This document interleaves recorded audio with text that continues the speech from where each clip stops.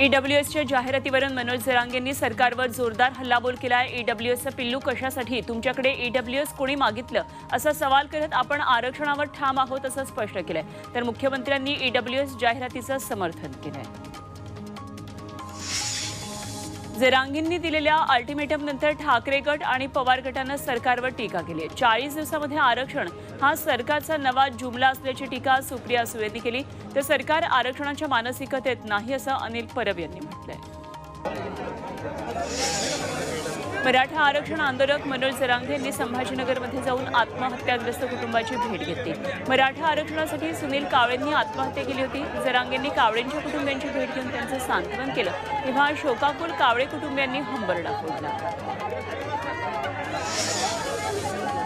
राज्य सरकार विरोधात मराठा तरुणांचा रोष संभाजीनगरच्या पैठणमध्ये दिसून आला। तोंडळी गावामध्ये मराठा तरुणांनी मंत्री संदीपान भुमरे आणि इतर नेत्यांच्या स्वागताचे लावलेले बॅनर्स जाळले। आरक्षण मिळेपर्यंत तोंडळी गावामध्ये सर्वपक्षीय नेत्यांना गावबंदी तसंच मतदानावर बहिष्कार टाकण्याचा निर्णय घेण्यात आला। पुण्यामधल्या राजगुरुनगरमध्ये मराठा कार्यकर्त्यांनी मुंडण आंदोलन केलं। नारायण राणे आणि रामदास कदम यांनी केलेल्या विधानाचा निषेध करण्यासाठी मराठा क्रांती मोर्चा आक्रमक झाला। मराठा समाजाला आरक्षण मिळण्यासाठी राजगुरुनगरमध्ये 22 दिवसांपासून साखळी उपोषण सुरू आहे। मराठा आरक्षणासाठी सकल मराठा समाजानं पन्हाळा तालुक्यामध्ये पन्हाळा वाघबीळ इथं सुमारे पाऊण तास रास्ता रोको केला।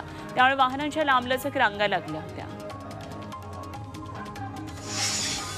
मुंबईमध्ये मुस्लिम आरक्षणाबाबत महत्त्वाची बैठक झाली। यामध्ये विविध मुस्लिम संघटनांनी सहभाग घेतला।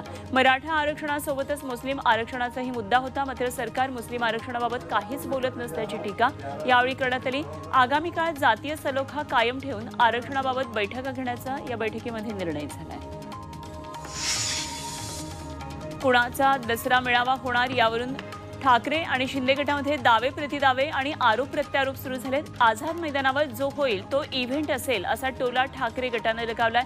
तर जेव्हा स्पर्धा झाली तेव्हा आम्ही जिंकलो असं उत्तर शिंदे गटानं दिलंय। राष्ट्रवादीतील फुटीनंतर शरद पवार आणि अजित पवार पुण्यामध्ये पहिल्यांदाच एकत्र आले। यावेळी दोघांमध्ये अजिबात संवाद झाला नाही। अजित पवार शरद पवारांपासून अंतर राखून होते। दौंडमधल्या स्वामी चिंचोलीमध्ये अनंतराव पवार इंग्लिश मीडियम स्कूलच्या इमारतीचं उद्घाटन शरद पवार यांच्या हस्ते झालं आणि शरद पवार फीत कापत असताना अजित पवार मागेच उभे होते। दौंडमधल्या कार्यक्रमात शरद पवार आणि अजित पवार एकत्र आले खरे, मात्र दोघांमध्ये किती दुरावा निर्माण झालाय तेही या ठिकाणी दिसून आलं। व्यासपीठावर शरद पवार आणि अजित पवार यांच्यामध्ये प्रतिभाताई पवारांची खुर्ची होती, मात्र अजित पवारांनी आपल्या नावाचा स्टिकर खुर्चीवरून हळूच काढून टाकला आणि त्या ठिकाणी आपल्या आई आशाताई पवार यांना बसवलं। शरद पवारांनी बावनकुळेंवर टीका करण्याऐवजी स्वतःच्या पक्षाची चिंता करावी असा सल्ला प्रवीण दरेकरांनी दिलाय। भाजपवर टीका करण्यापेक्षा पवारांना त्यांचे साथीदार का सोडून गेले याचं त्यांनी आत्मपरीक्षण करावं असा टोला दरेकरांनी लगावला। निवृत्त आयपीएस अधिकारी मीरा बोरवणकरांनी अजित पवारांविरोधातले वक्तव्याचे पुरावे दिले नाहीत तर मानहानीचा खटला दाखल करू असा इशारा अजित पवार गटाच्या नेत्या रुपाली चाकणकर यांनी दिलाय।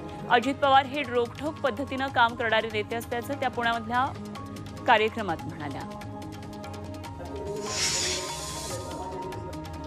आमदार बच्चू कडू 29 तारखेला अयोध्या दौऱ्यावर जाणार आहेत। प्रभू रामचंद्र चरणी शेतकऱ्यांच्या व्यथा मांडणार असल्याची माहिती बच्चू कडू यांनी अमरावतीत बोलताना दिली। 15 ऑक्टोबरला मुंबईमध्ये मेरा देश मेरा खून या मोहिमेची सुरुवात कडूंनी केली आणि आता दुसऱ्या टप्प्यात ते अयोध्येला जाणार आहे। गौण खनिज प्रकरणामध्ये एसआयटीनं आपलं म्हणणं ऐकून न घेता एकतर्फी निर्णय दिल्याचा आरोप एकनाथ खडसेंनी जळगावमध्ये केला। ठेकेदारानं गौण खनिज परवाना घेऊन काढला, मात्र नंतर परवान्याहून जास्त उत्खनन केलं आणि त्यामुळे दंडाची नोटीस ठेकेदाराला देणं गरजेचं असताना जमीन मालकाला ती दिल्याचा आरोप खडसेंनी केला। या प्रकरणामध्ये कोर्टात जाणार असल्याचंही ते म्हणाले। जेलमध्ये जाऊ मात्र भाजपमध्ये जाणार नाही असं विरोधी पक्षनेते विजय वडेट्टीवार यांनी चंद्रपूरमध्ये ठणकावून सांगितलं। घुग्गुसमध्ये आयोजित एका सत्कार सोहळ्यात ते बोलत होते। भाजपनं देशात द्वेषाचं राजकारण सुरू केल्याचा आरोप त्यांनी यावेळी केला। तेलंगणाचे मुख्यमंत्री केसीआर यांच्या कन्या कविता सोलापूर दौऱ्यावर आल्या। ब्रतकुमार उत्सव निमित्तानं त्या सोलापूरमध्ये आल्या होत्या आणि यावेळी बोलताना यंदा भाजपचं सर्व जागांवर डिपॉझिट जप्त होईल असा दावा करत त्यांनी भाजपवर टीका केली। कंत्राटी नोकर भरतीसह विविध मागण्यांसाठी सांगलीमध्ये विराट मोर्चा काढण्यात आला। राष्ट्रवादी काँग्रेस शरद पवार गटाचे विधान परिषद आमदार अरुण लाड यांच्या नेतृत्वात हा मोर्चा निघाला आणि यामध्ये शासकीय निमशासकीय कर्मचाऱ्यांसह विविध सामाजिक संघटना, पुरोगामी संघटनांनीही सहभाग घेतला। कंत्राटी नोकर भरती रद्द केली ही उपमुख्यमंत्री देवेंद्र फडणवीस यांची घोषणा फसवी असल्याचा आरोप राष्ट्रवादी शरद पवार गटाने केलाय। शरद पवार गटाचे शिक्षक आमदार अरुण लाड यांनी कंत्राटी भरतीसह विविध मागण्यांसाठी सांगलीमध्ये शिक्षकांचा विराट मोर्चा काढला आणि त्यावेळी ते बोलत होते। ड्रग्ज माफिया ललित पाटीलला ड्रग्ज बनवायला शिकवणाऱ्या अरविंद लोहारे याला 25 ऑक्टोबरपर्यंत पोलीस कोठडी देण्यात आली आहे, तर भूषण पाटील आणि अरविंद बलकवडेला 1 दिवसाची पोलीस कोठडी मिळाली आहे। अरविंद लोहारे हा केमिकल इंजिनियर आहे आणि चाकण ड्रग्ज प्रकरणामध्ये 2020 पासून येरवडा जेलमध्ये न्यायालयीन कोठडीत आहे। मंत्री शंभूराज देसाई यांची बदनामी केल्याप्रकरणात साताऱ्याच्या पाटणमधल्या नागरिकांनी सुषमा अंधारेंविरोधात पाटण पोलीस ठाण्यात तक्रार नोंदवली। ललित पाटील प्रकरणामध्ये शंभूराज देसाईंच्या नार्को टेस्टची मागणी सुषमा अंधारे यांनी केली होती। नाशिक ड्रग्ज प्रकरणामध्ये नाशिक परिक्षेत्राचे विशेष पोलीस महानिरीक्षक बीजी शेखर पाटील यांचाही हात आहे असा आरोप धुळ्याचे एमआयएमचे आमदार फारुख शाह यांनी केला। या प्रकरणात गृहमंत्र्यांनी चौकशीचं आश्वासन देऊनही कारवाई झाली नसल्याचं त्यांनी म्हटलंय। संभाजीनगरमध्ये तब्बल 500 कोटींचं कोकेन जप्त करण्यात आलं। या प्रकरणामध्ये दोघांना अटक करण्यात आली आहे। ते आरोपी गुजरातचे आहेत आणि एका आरोपीनं आत्महत्येचा प्रयत्न केला। त्याला तातडीनं खासगी रुग्णालयात दाखल करण्यात आल्याची माहिती सूत्रांनी दिली आहे। महसूल गुप्तचर संचालनालयाच्या मुंबई, पुणे आणि संभाजीनगर पथकानं एकत्रित ही कारवाई केली।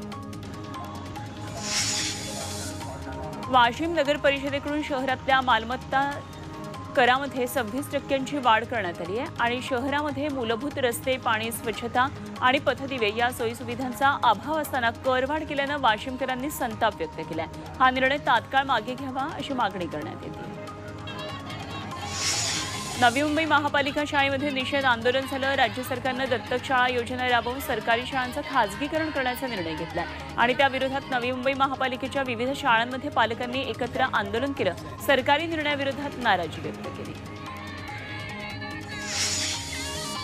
नवी मुंबईमध्ये शहरात अनधिकृत बांधकामं, मोकाट सुटलेले फेरीवाले यांचा सुळसुळाट झाला। याची नोंद घेत महापालिकेकडून नवी मुंबईमध्ये अतिक्रमण हटाव मोहीम राबवण्यात येणार आहे। यासाठी महापालिका उपायुक्तांनी आदेशही काढले। अंबरनाथ तालुक्यामध्ये 12.5 कोटींचं काँक्रीटचे रस्ते बनवले जाणार आहेत। त्यामुळे आदिवासी पाड्यांमधल्या 3 फुटांचे रस्ते 5.5 फूट रुंद होणार आहेत। मुरबाडचे आमदार किसन कथोरेंनी या रस्ता रुंदीकरण कामाचं भूमिपूजन केलं। यामुळे आदिवासींपर्यंत आता सुविधा पोहोचू शकतील।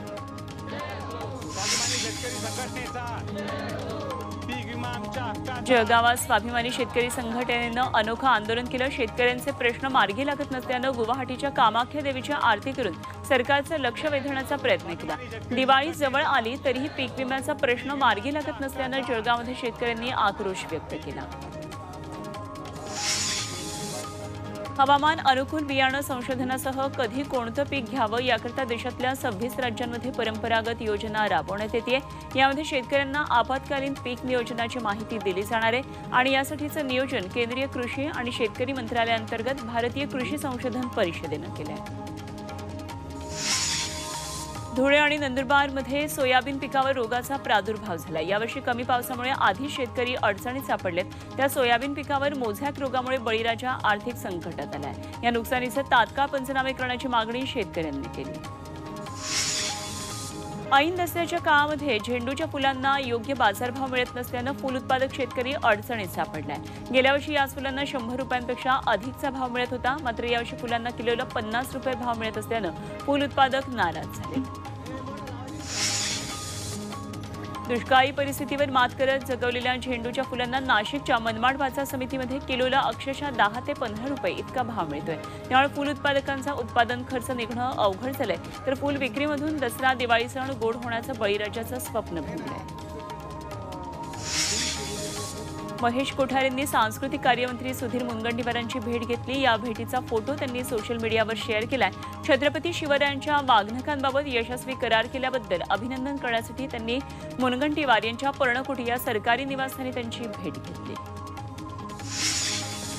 नागपूरमध्ये दीक्षाभूमीवर धम्मचक्र प्रवर्तन दिनाची तयारी सुरू झाली आहे. 24 ऑक्टोबरला धम्मचक्र प्रवर्तन दिन निमित्तानं मोठ्या संख्येनं भीम अनुयायी दीक्षाभूमीवर येणार आहेत आणि त्यासाठी परिसरात सर्वत्र पंचशील ध्वज लावण्यात आले. तर आतापासूनच दीक्षाभूमीवर लोकांची वर्दळ पाहायला मिळते. लातूर शहरातल्या मुख्य बाजारपेठ असलेल्या गंजगोलाईमध्ये नवरात्र उत्सवासाठी आकर्षक रोषणाई करण्यात आली. लातूरच्या श्याम भट्टड यांनी खास झी 24 तासच्या प्रेक्षकांसाठी ही नयनरम्य रोषणाईची दृश्य ड्रोन कॅमेऱ्यातून टिपलेली आहेत. जगदंबा देवीचं मंदिर या विद्युत रोषणाईमध्ये न्हाऊन निघालंय.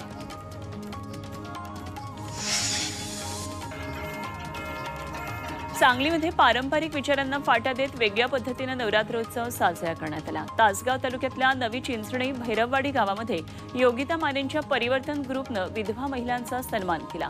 देवीच्या 16 वाणांपैकी हळदी कुंकू आणि वाणाचं साहित्य या महिलांच्या हाती देऊन त्यांना फेट्या बांधून सुवासिनींबरोबर मान दिला गेला.